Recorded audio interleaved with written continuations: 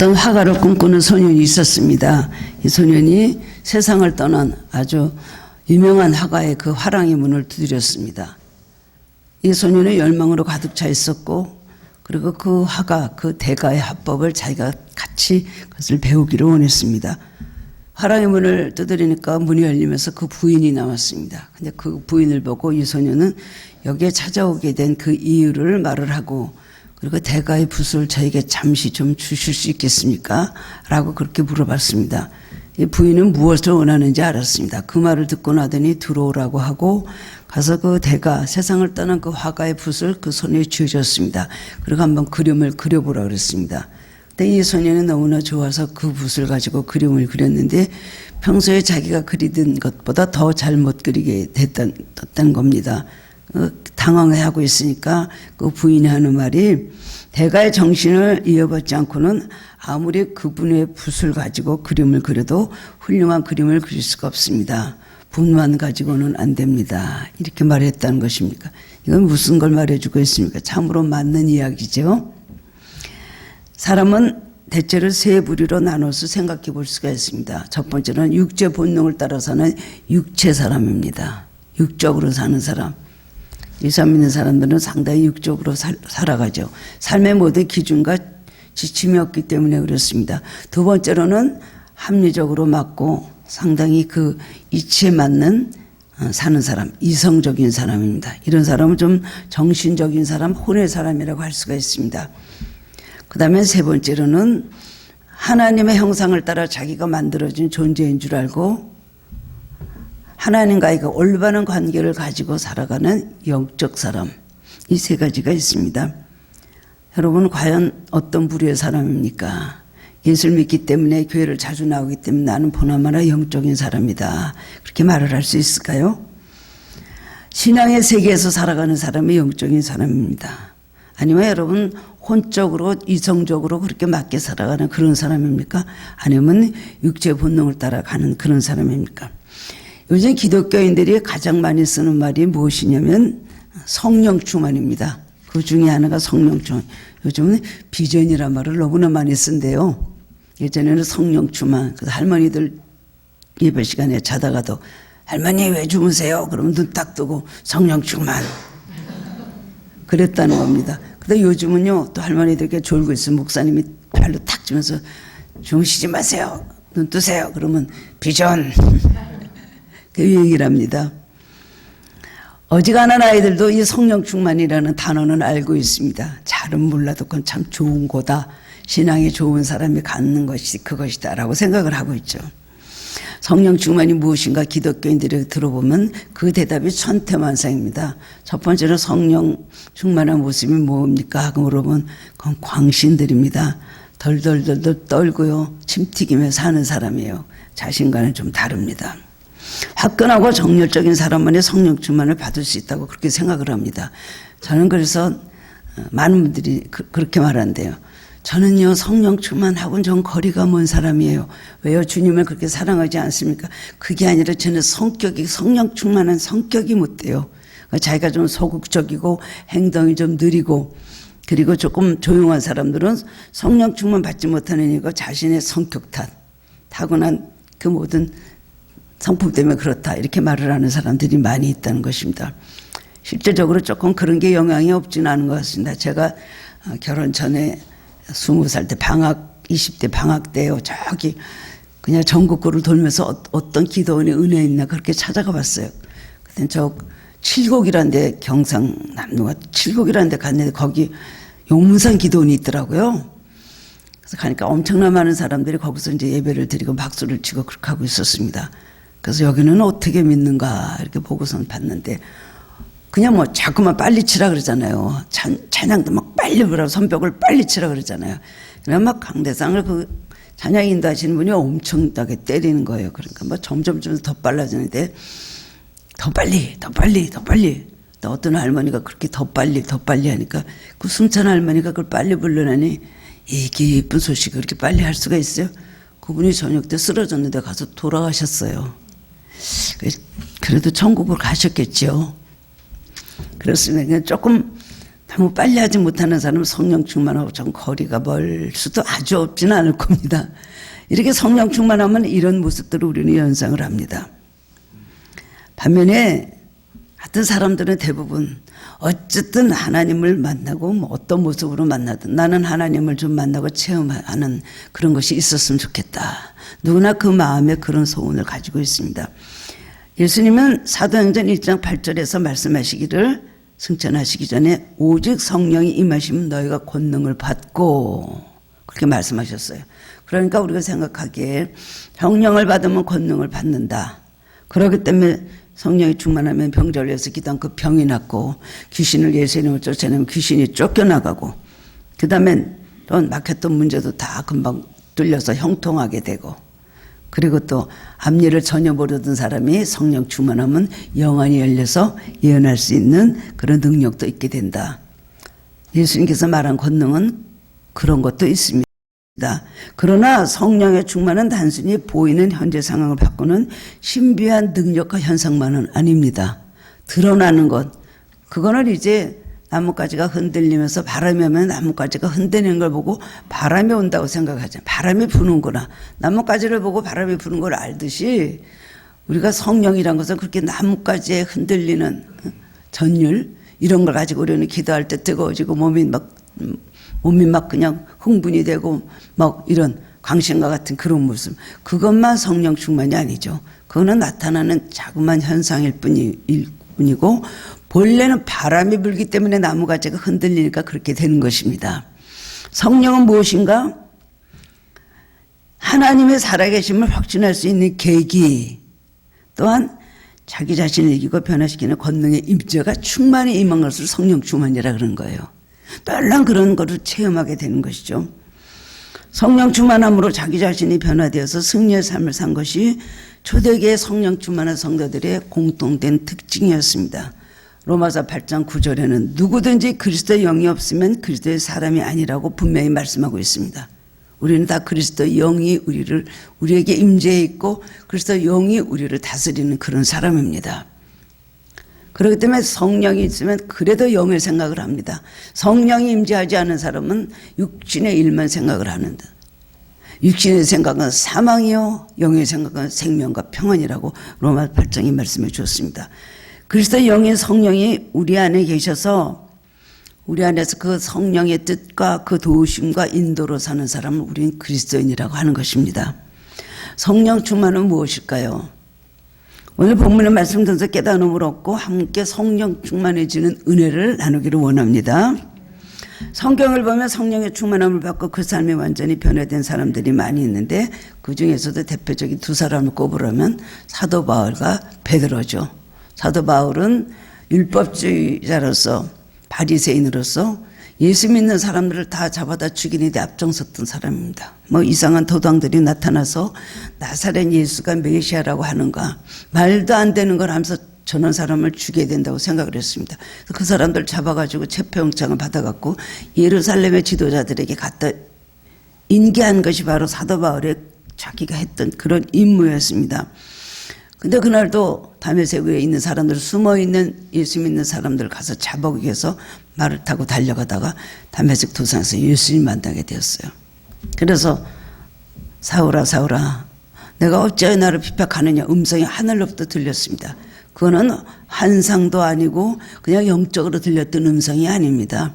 예수님은 물론 부활하시고 승천하셔서 천국에 계셨지만은 그 시간 나타나신 것은 바로 천국에 계신 그 예수님 그 자체였습니다. 뭐 영의 음성으로 듣거나 그렇게 그런 나타난 임재가 절대로 아닙니다. 우리가 기도하면서 얻는 그런 것이 아니라 천국에 계신 예수님이 천국에 계신 그 음성으로 그대로 바울에게 그렇게 들려줬습니다. 바울은 너무너무 놀라서 주여 니시니까 나는 내가 핍박하는 예수라. 거기서 그냥 꼬꾸라졌죠.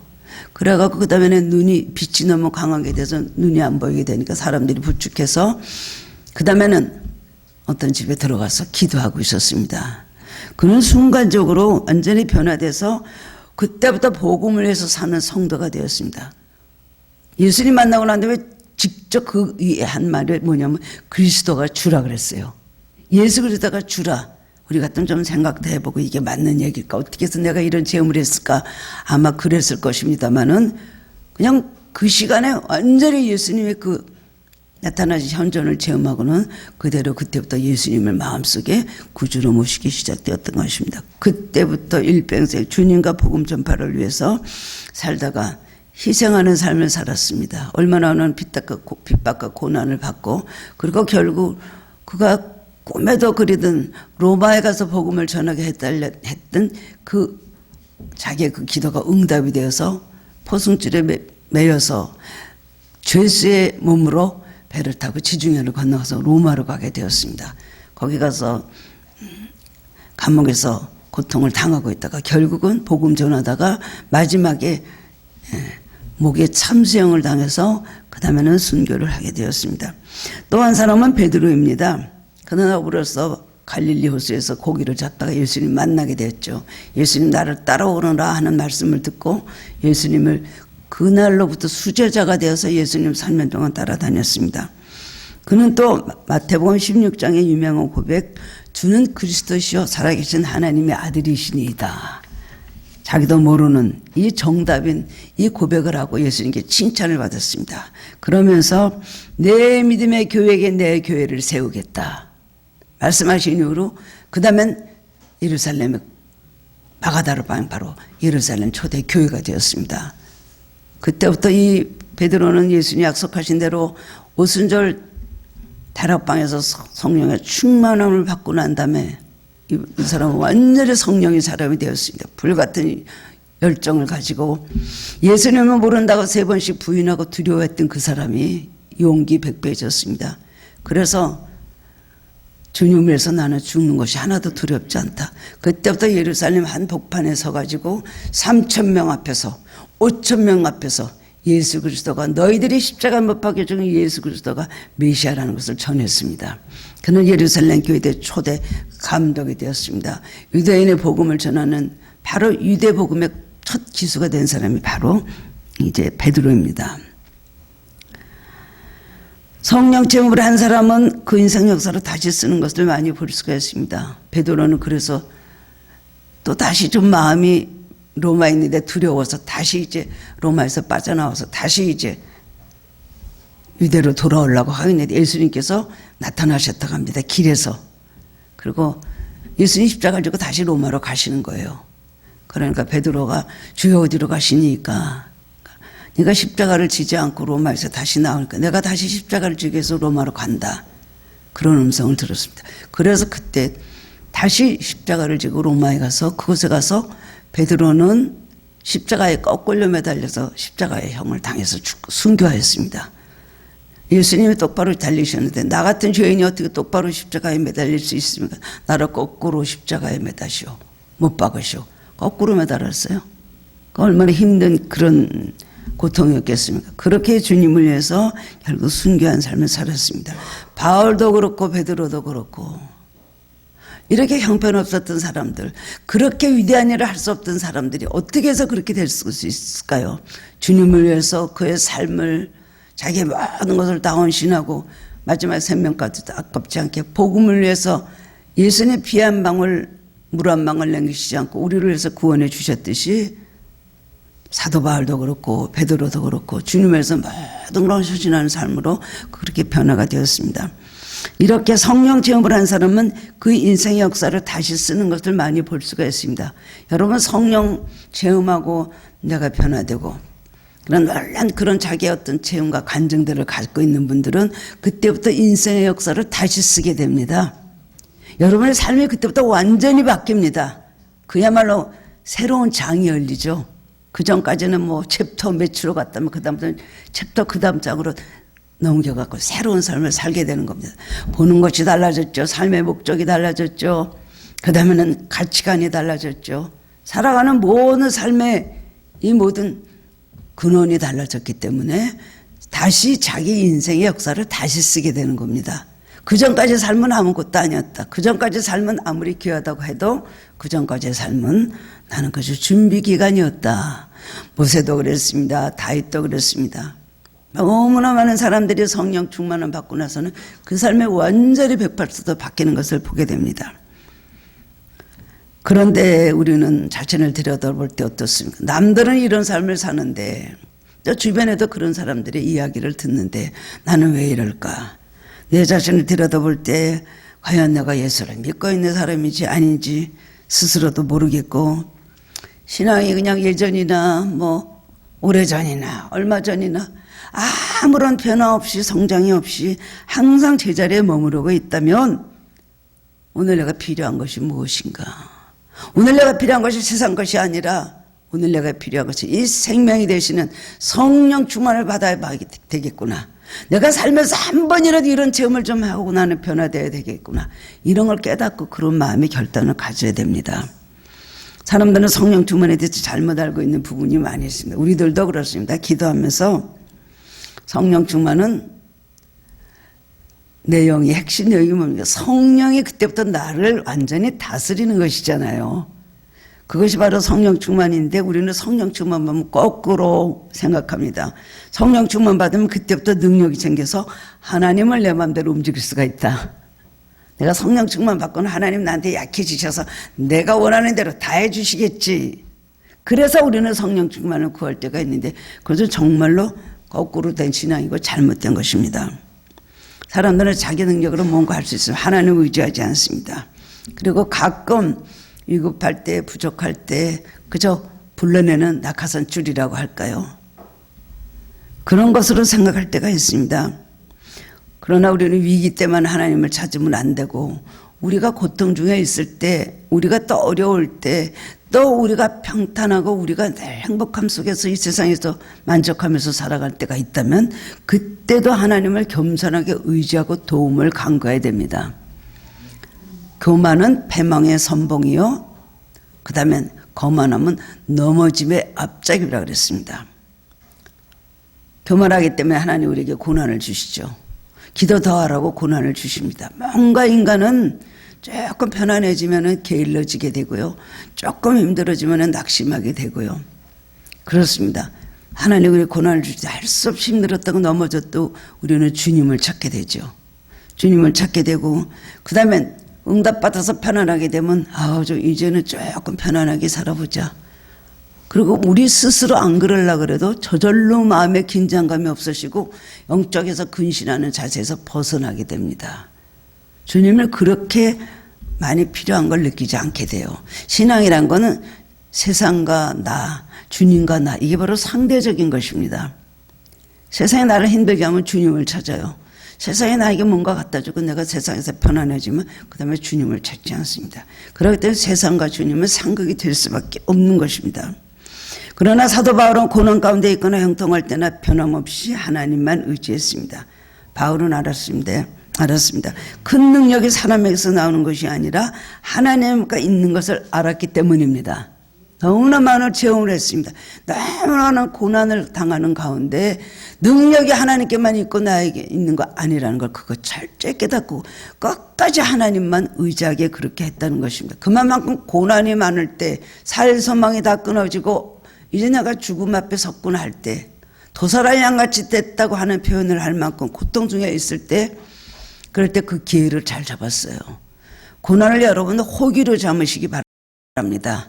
우리에게 위기는 잘 믿음으로 잘 소해내면 호기가 되는 것입니다. 축복의 기회가 되는 것입니다. 그런데 우리는 고난 가운데 있을 때 그것을 완전히 위기구나. 이제는 죽었다 생각하고 점점 힘이 다 빠져버리게 되고 주님을 찾던 손이 점점 내려와서 땅으로 내려오게 되는 것이 문제인 것입니다. 바울은 이렇게 고백을 했습니다. 이 보배를 질그릇에 갖췄으니 이는 능력의 힘이 큰 것이 하나님께 있고 우리에게 있지 아니함을 알게 하십니다. 고린도서 4장 7절에서 그렇게 고백을 했어요. 내가 사망으로 에어쌈을 당해도 쌓이지 아니한다. 내가 핍박을 받아도 내가 또 답답한 일을 당해도 내가 거꾸로 디름을 당해도 내가 낙심치 아니한 것은 예수의 생명이 나에게 있기 때문이다. 여러분 우리도 이런 고백이 나와야 됩니다. 진하게 고난을 겪고 나면 진하게 하나님의 진리를 깨닫게 됩니다. 그렇게 답답한 일 당하고 사방으로 애썸을 당하고 살소망 다 끊어지고 하늘이 까맣고 뭐 강의 위험, 맹세의 위험, 바다의 위험, 유대인의 위험, 이방인의 위험, 추위, 더위, 굶주림. 그런데도 하나님께서 그 가운데 능히 자기를 견뎌내게 하셨거든요. 그런 능력의 힘이 큰 것은 나를 의지할 때는 안 되고 하나님 의지할 때는 불가능이 없다는 것을 바울이 알았기 때문에 그런 고백을 한 것입니다. 예수님 말씀하셨습니다. 요한복음 15장 5절에서 나는 포도나무에 너희는 가지라. 그가 내 안에 내가 그 안에 있으면 열매를 많이 맺는다. 그러면서 그리스도인의 삶은 그리스도 하나가 되어 연합하는 삶은 나를 떠나서는 너희가 아무것도 할 수 없어. 너희는 가지일 뿐이다. 나무에 붙어있는 가지일 뿐이다. 하나님께서 이렇게 말씀하셨습니다. 오직 예수님 말씀 안에 거하라. 그러면 무엇이든지 원하는 대로 구하면 이루어주시고 너희는 열매를 많이 맺게 들고 하나님께 영광을 돌리게 될 것이며 내 제자라고 불림을 받을 것이다. 바로 그 원리가 간단한 원리인 것입니다. 온전히 주님 안에 거하는 삶, 말씀 안에 거하는 삶이 성령 충만입니다. 성령 충만이 반쪽이라면 오늘은 말씀 안에 거했다. 내일은 또 세상의 소리에 거했다. 오늘은 또 주님 안에 거했다. 내일은 또 세상 밖에 거했다. 왔다 갔다 왔다 하는 게 성령 좀 반쪽 성령 충만의 생활이라고 할 수가 있죠. 아니면 완전히 세상이 들려서 주님 생각 하나도 안 해. 주님 안에 거할 데가 없어. 주님 말씀은 완전히 내 머리 사얗게 잊어버리고 살 때는 완전히 세상에 들려 사는 삶이라는 것입니다. 우리가 성령 충만하면 열매를 많이 맺게 됩니다. 어떤 나무가 좋은 열매, 어떤 나무가 나쁜 나무입니까? 좋은 열매 맺는 나무는 좋은 나무요. 나쁜 열매 맺는 나무는 나쁜 나무라. 예수님께서 그렇게 말씀하셨습니다. 그러면 좋은 열매 맺는 좋은 나무는 어떤 나무일까요? 좋은 열매를 맺는 나무는 어떤 나무일까요? 성령 충만한 나무인 것입니다. 성령 충만한 거기서 좋은 열매가 주렁주렁 풍성하게 맺혀지게 된다는 것입니다. 오늘 8절 말씀에 나타나고 있는 스데반의 모습은 은혜와 권능이 충만한 큰 기사와 표적을 행했다고 하였습니다. 스데반은 초대 예루살렘 교회에 아주 신실한 성령과 은혜가 충만한 그런 7집사 중에 하나였던 사람인데 가장 먼저 그는 순교를 당했습니다. 은혜와 성령 권능이 충만했다. 은혜라는 건 뭡니까? 주님으로부터 주어지는 값없이 주는 선물이죠. 은혜. 가장 좋은 선물은 뭘까요? 가장 좋은 선물은 여러분에게 무엇입니까? 지금 가장 좋은 선물이라 그러면 여러분이 구하고 있는 간구의 제목이지만 주님께서 우리에게 가장 좋은 선물 주시고 싶어 하는 것은 성령입니다. 구하라 찾으라 두드리라.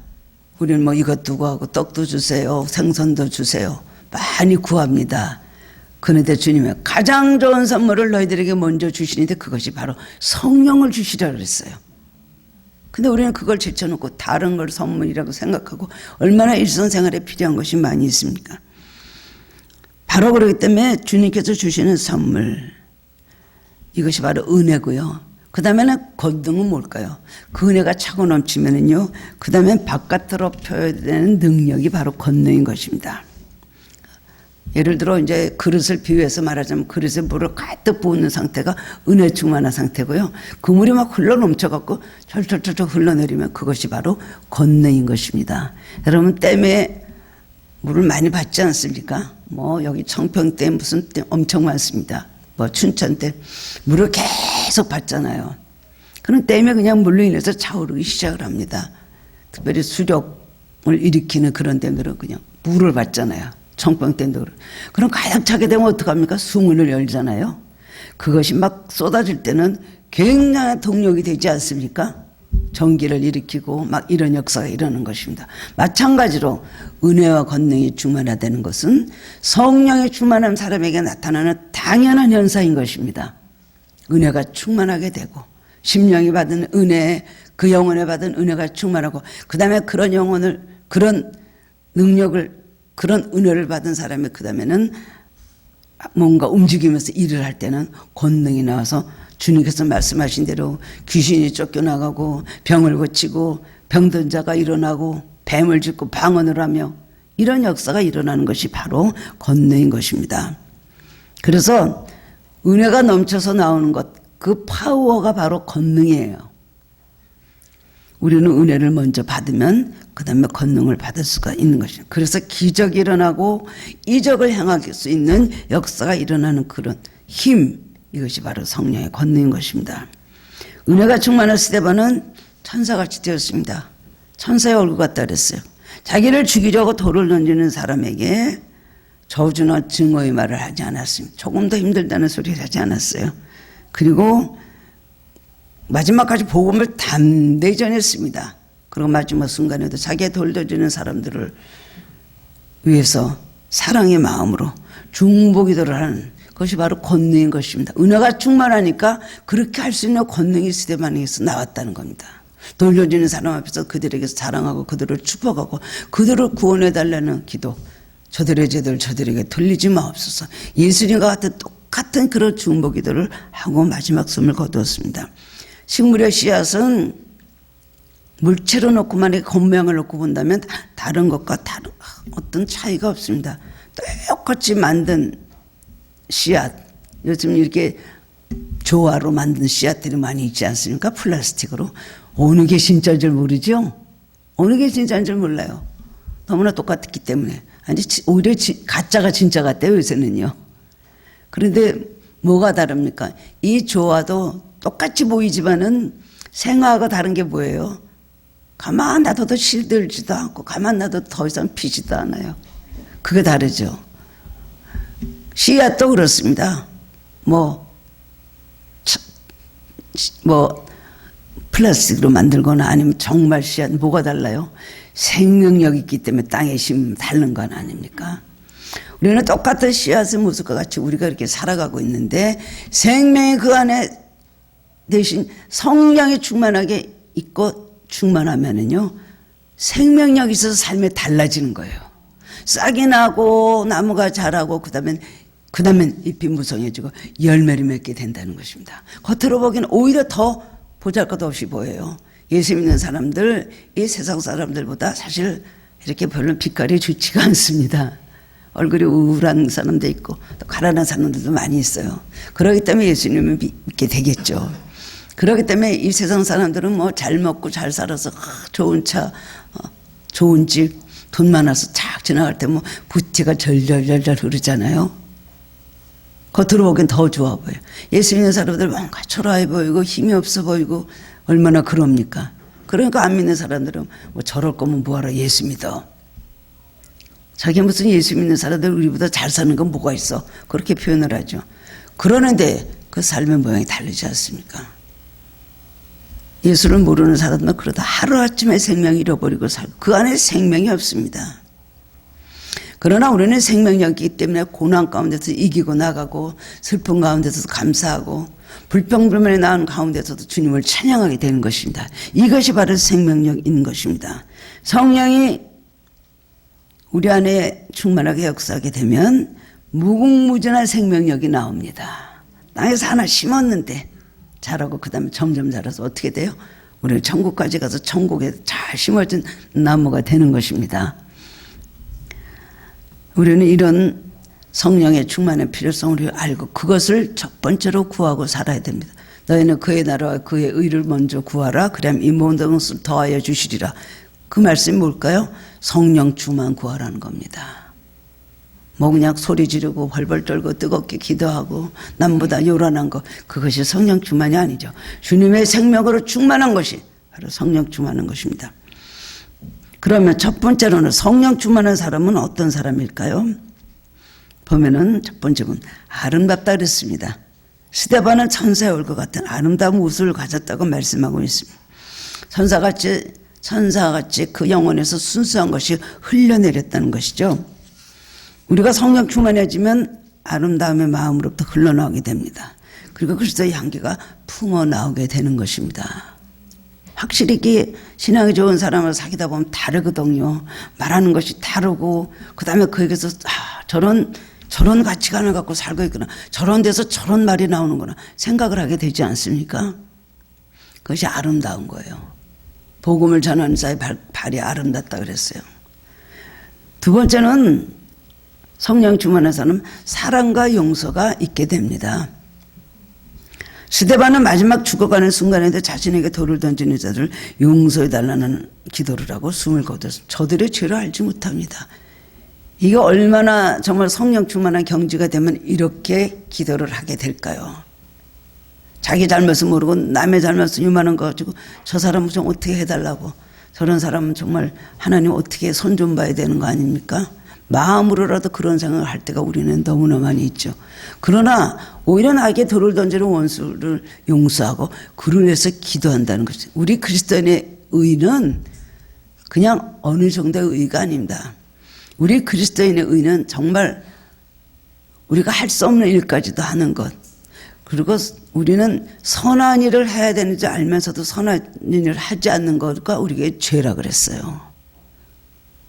원수까지도 용서할 수는 없겠지만은 원수를 생각하고 그 일을 득득 깔고 별치도 않은 일을 가지고 한 번 틀어주면 얼굴 절대로 풀지 않고 절대로 그 사람과 다시는 친구가 되거나 사실은 그런 알고 지내는 관계가 되지 않더라. 이런 거는 우리가 버려야 될 모습이라고 생각을 합니다. 서로 원망하고 미워함으로 사람들은 점점 더 불행해지고 있습니다. 이 세상은 얼마나 고도의 문화와 문명의 찬란한 꽃을 피우고 발달되어 있습니까? 그런데도 불구하고 점점 더 이 세상은 지옥같이 변해가고 있거든요. 요즘 우리나라의 모든 것을 이렇게 되어지는 걸 보면 평안이 있습니까? 사랑이 있습니까? 그래서 신문 보는 사람들이 많이 좀 줄었대요. 많이 대선을 앞두고 신문을 많이 볼 것 같은데 너무 지면에 볼 거 없고 보기만 하면 짜증나고 마음에 그냥 오히려 막 분노가 끓기 때문에 신문을 텔레비도 안 보고 텔레비도 껐습니다. 이런 가정들이 의외로 많이 있다고 합니다.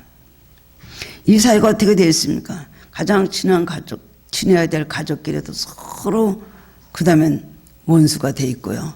돈 때문에 부모 자식 간에 형제 간에 원수가 되고 불화의 담을 서로 불신의 관계가 가는 집들이 얼마나 많이 있습니까? 사회에도 서로 돌 던지고 이를 갈고 그리고 서로 그냥 죽이려 하는 것이 이 세상의 모습이라고 할 수가 있습니다. 악을 악으로 대할 수밖에 없는 이 세상에 우리가 살고 있지만 우리가 악을 선으로 대할 수 있는 것, 이 의는 어디서 나옵니까? 성령의 의, 그리스도의 의밖에는 이것을 이룰 수가 없습니다. 주님의 의가 우리 마음에서 감동을 주고 그 의에 우리가 감동을 받고 그 의를 위해서 우리가 살도록 결단하게 될 때에 우리는 이런 아름다운 모습이 나올 수가 있다는 것입니다. 두 번째로는 성령 충만한 사람에게는 권능이 나타납니다. 성령은 권능, 디나미스라 그러거든요. 권능입니다. 파워. 여기서 다이너마이트란 말이 나왔어요. 시련과 고통이 있을 때 소망 가운데 주님을 의지하는 믿음이 바로 그것이 권능인 겁니다. 돈이 많아서 일이 잘 돼서 기분 좋은 게 권능이 아니에요. 응답받고 뭔가 모든 고통이 떠나갔다고 그것이 권능이 아닙니다.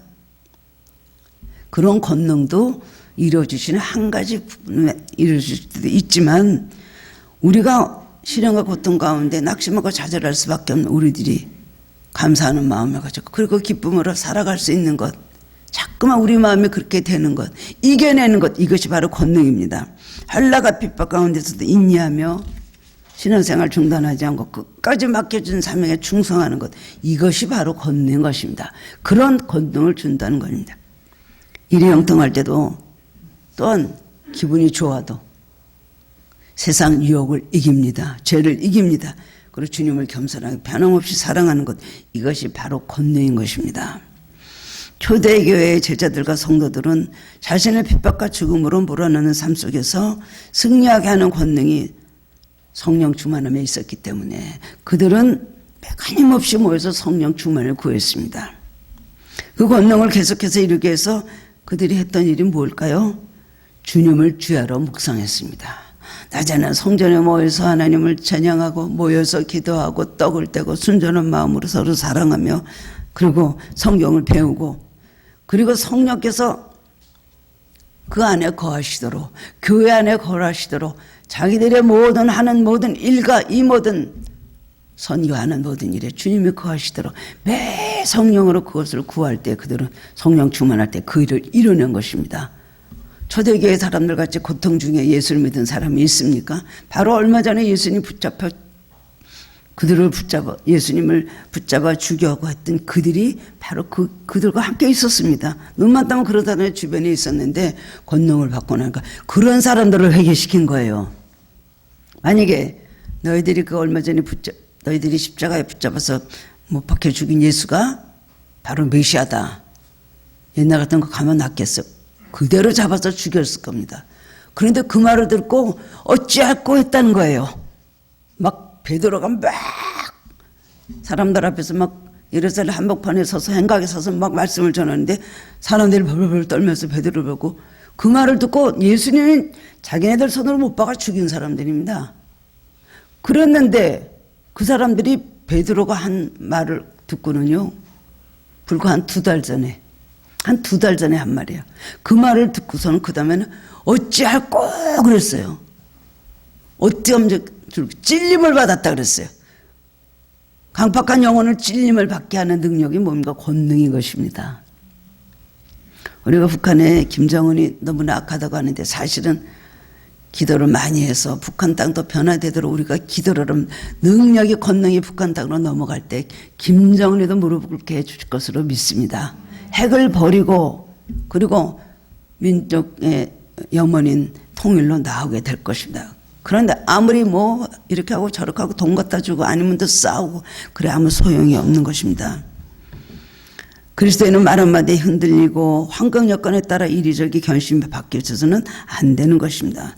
병들어도 잘 견디고 가난해도 소망과 평안을 잃지 말아야 되고 환난과 핍박 가운데서도 그 다음에 주님만 따라가야 됩니다.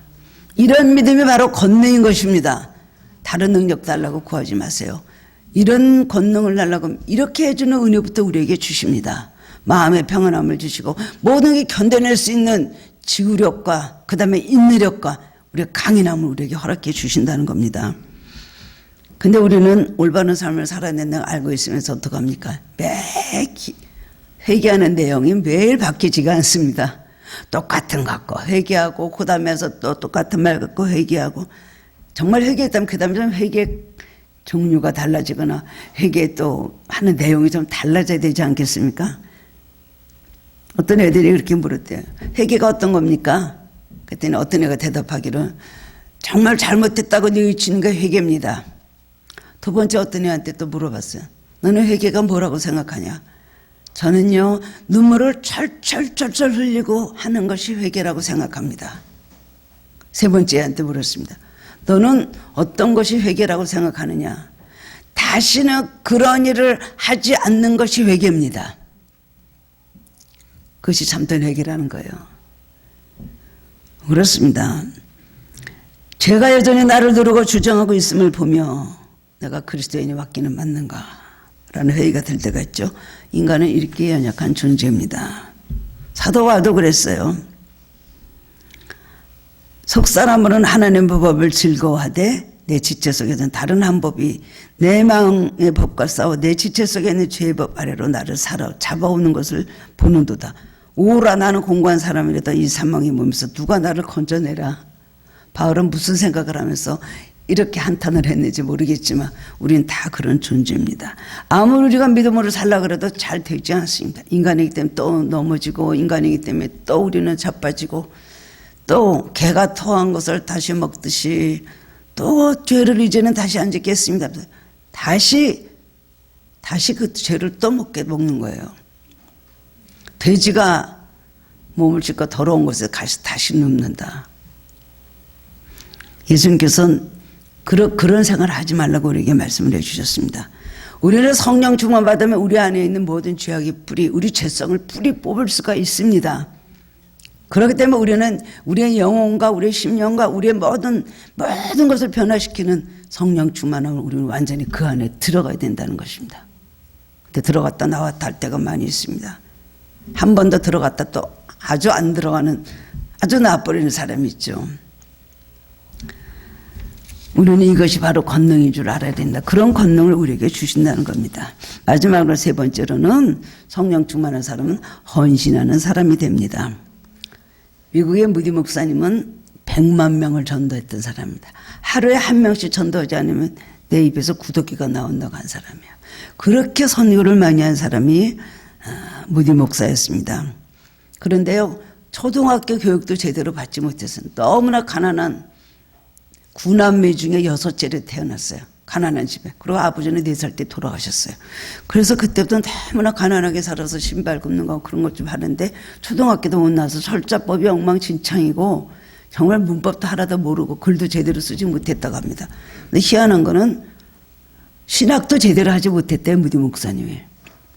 제가 하나 깜짝 놀란 건요, 어저께 이 무디에 대해서 다시 한번 제가 이렇게 글을 읽으면서 무디 목사님이요, 그 가장 의회 조상이, 의회 첫 조상이요, 그 영국에서 그 다음에 청교도로서 신앙의 박해를 이기고 그래서 피해서 미국으로 온 청교도 1세가 그 조상님이래요.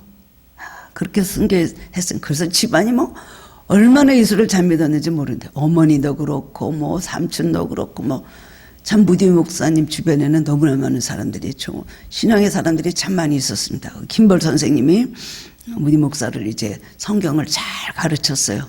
그래서 가르쳐서 그가 어렸을 때 그 김벌 선생님 때문에 성경을 알게 되고 선교를 하게 된 그 씨앗이 그렇게 되었습니다. 그런데 무디 목사는 머릿속에 이 가난한 삶을 어떻게 할까? 나는 이제 돈을 잘 벌어야 되겠다. 많이 벌어야 되겠다. 이 생각밖에 없었다는 겁니다. 그래서 실제로 돈을 벌기도 하고 또 그런 기회도 많이 있었어요. 하나님께서 때가 되니까 그 마음속에 집사 때 마음속에 이제 갑자기 선교를 하려는 마음이 생겼어요. 어린아이들 한 몇 명 모여있는 어린이 선교회라는 것이 있었는데 거기 가서 말씀을 전하고 거기 가서 이렇게 애들을 했는데 그게 몇 년 사이에 15,000명의 선교회로 크게 부흥이 된 거예요. 근데 이 무디 집사님 때예요, 집사님. 그 무디 집사님이 근데 어디 가면 사람들이 이렇게 많이 모이고 그랬을 거 아닙니까? 그래서 어린이 선교를 끝나고 나는데 어떤 여자 집사님들 3명이 오더니 집사님, 당신에 대해서 우리가 기도를 그동안 너무나 많이 했습니다. 당신에 대해서 기도를 많이 하고 있습니다. 그 다음에 또 만났는데 또 당신을 위해서 기도하고 있습니다. 설교만 하고 나면 당신을 위해서 기도 많이 하고 있습니다. 그러니까 이 무디 집사님 되니 내가 설교를 되게 못하나 참 기분 나쁘다. 내가 이렇게 설교를 잘해가고 15,000명으로 이렇게 부흥시켰는데 날 보고 나만 보기만 하면 기도하겠습니다. 당신을 위해서 기도하겠습니다. 얼마나 기분 나빠요. 그리고 저도 저처럼 설교하고 나올 때 목사님 오늘 은혜 많이 받았어요. 이 말하는 게 좋지. 목사님 이제 설교 잘하시도록 기도하겠습니다. 그랬더니 이건 무슨 모욕적인 얘기인가 할 거 아니에요. 그래서 무디 목사님 무디 집사 때죠. 몇 번 그러다 나중에 그 사람들 보고 또 그 얘기를 하니까 왜 맨날 나만 보면 그렇게 위해서 기도한다고 기도하겠습니다 그러느냐. 왜 그렇게 말하시냐 이렇게 화를 냈더니 우리들이 당신을 위해서 몇 년 동안 기도하였습니다. 당신의 설교가 은혜 있고 당신이 하는 이 선교가 잘 되도록 우리는 몇 년 동안 하루도 안 빼고 당신을 위해서 기도했습니다 그러대요. 그때 성령 충만 받기 전이에요. 그러면서 집사님 설교에 성령의 능력이 함께 하시도록 위해서 기도를 많이 했습니다. 그리고 앞으로도 기도하겠습니다. 그때 깨달은 거예요, 무디 집사님이. 그래서 그 다음에는 내가 이렇게 성교회가 부흥된 것이 이분들의 기도 덕분이었구나. 성령의 역사 때문에 그렇게 됐구나. 그걸 알고 그때부터 매일 이제 나에게 성령 충만 달라고 기도를 했는데 갑자기 그 맨하탄에 있는 월스트리트를 걸어가다가 정신없이 바쁜 도시 한복판에서 성령이 크게 역사하기 시작을 했어요. 너무나 뜨겁게 역사를 하고 큰 불을 받게 됐어요. 그래서 그 주변에 있는 친구 집으로 가져서 빈방에서 혼자 기도를 막 했다는 겁니다. 기도문이 터지면서 처음으로 그게 성령의 널렁한 부분이 임하는 경험을 하게 되었다는 거예요. 그때부터 막 하나님 손을 거두어달라고 할 정도로 그렇게 뜨겁게 거기서 받은 거예요. 처음으로. 그래서 그는 여러 개의 선교단체를 만들고요. 어마어마한 큰일을 했어요. 선교에. 그리고 그거를 가지고 영국으로 건너가서 영국 사회를 다 정화시켰다고 합니다. 요한 웨슬리랑 같이 그렇게 스펄전 목사님이랑 같이 그렇게 일을 하면서 미국에 버를 영국으로 다시 가서 영국에 가서 거기서 논란이 와서 이렇게 영국이 그때 너무나 사회가 타락을 하고 많이 그런 청소년들도 굉장히 그런 제약 속에서 살아가고 부패했는데 이 무디 목사님 가서 거기를 다 변화시켰다는 거예요. 이런 놀라운 역사가 바로 성령 역사로 일어났다는 것입니다. 감력의 창시자이신 존 웨슬리 목사도 그 다음에는 1738년 5월 24일 회심했는데, 그는 목사님 아들 태어나서 옥스퍼드까지 나와서 신학을 하신 분이에요. 그랬는데 전도사 되고 뭐 하는데 하나도 성령의 능력이란 게 뭔지 모르고 체험이 없이 하나님이라니까 아무것도 안 되는 거예요. 그래서 결국은 미국 갔다 실패하고 다시 와서 월더스 게이트라는 곳에 가서 거기서 은혜를 받고 깨졌어요. 그러고서 그 다음에는 놀라운 간증을 합니다. 전 세계는 나의 교구다. 그래갖고 지구로 15회 이상 돌만한 거린 말을 타고 다니면서 복음을 전해 영국 사회를 변화시켰어요. 여러분, 성령의 임하시면 권능을 받습니다. 오늘 제가 왜 이 말씀을 전하려고 또 마음 생각했냐면, 성령의 불이 우리 마음에 훨훨 타오르면 우리는 권능을 받습니다. 성령은 불입니다. 저도 그렇습니다. 여러분도 그렇고. 여러분, 불이 다 꺼지지 않았습니까? 우리가 이 코로나 이거로 인해서 지금 2년 동안 이렇게 제대로 모이지 못하고 많이 힘든 가운데 이렇게 그야말로 코로나의 파동을 같이 타고 있는데요. 여러분, 다시 한번 내 안에 성령의 불이 꺼졌는가, 성령의 불이 타오르고 있는가, 오늘 이걸 점검하시기를 바랍니다. 불이 붙어야 됩니다. 뜨거운 불이 붙어야지 우리는 뭐든지 할 수가 있고 동력을 받을 수가 있는 것입니다. 다 꺼져버렸다면 차가워지고 굳어진 마음을 깨트리고 다시 한번 성령 충만을 구해야 됩니다. 이것이 순종 중에 순종입니다. 성령 충만을 다시 한번 구하는 것, 이것이 바로 우리에게 주님께서 원하시는 순종일 것입니다. 첫사랑의 감격이 되살아나고 기쁨의 은혜가 되살아나고 강한 권능이 주어질 것입니다. 여러분, 성령의 불을 마음속에 오늘도 뜨겁게 받으시길 구하시기 바랍니다. 불이 왜 붙어올라서 타올라야 됩니다. 그래서 이렇게 그 시대, 어려운 시대에 주님의 제자들이, 사도들이 했던 일들을 우리는 해야 되고, 그것을 이어야 바톤을 이어갖고 해야 되는 우리는 주자들이 되어야 될 것입니다. 우리 초대교회 성도들 같이, 오늘 또 본문에 나온 스데반 집사같이 성령 충만함으로 승리할 삶을 사시는 하늘교회 성도님들 되시기를 주님의 이름으로 축원합니다. 하나님, 오늘 말씀으로 다시 한 번 더 깨닫게 하시고 마음의 새로운 결단을 하게 하시니 감사드립니다. 주님, 우리는 보이는 것을 많이 구하고 보이는 것 때문에 많이 흔들리고 우리가 하나님 힘들어하면서도 우리의 영은 돌보지 못할 때가 많이 있습니다. 오늘 나의 영, 나의 심령을 다시 한번 들여다보게 하여 주옵소서. 우리 안에 붙여주신 성령의 불이 다 꺼지지는 않았는지, 우리가 이 불을 잘 꺼지지 않도록 잘 우리가 보관하고 있는지 주님, 이것을 기억하게 하여 주옵소서. 구약시대에는 절대로 성소의 불을 끄지 말라고 했습니다. 새벽까지 불을 끄지 말라고, 제단불을 끄지 말라고 하셨습니다. 오늘도 우리는 제단불이 우리 마음에서 꺼지지 않게 하여 주옵소서. 다시 한번 뜨거운 불을 붙여 주옵소서.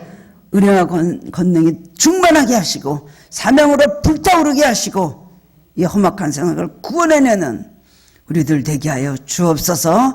다시 한번 성령의 재충만으로 충만하게 해 주시옵소서. 예수 그리스도 이름으로 감사하며 기도드리옵나이다. 아멘.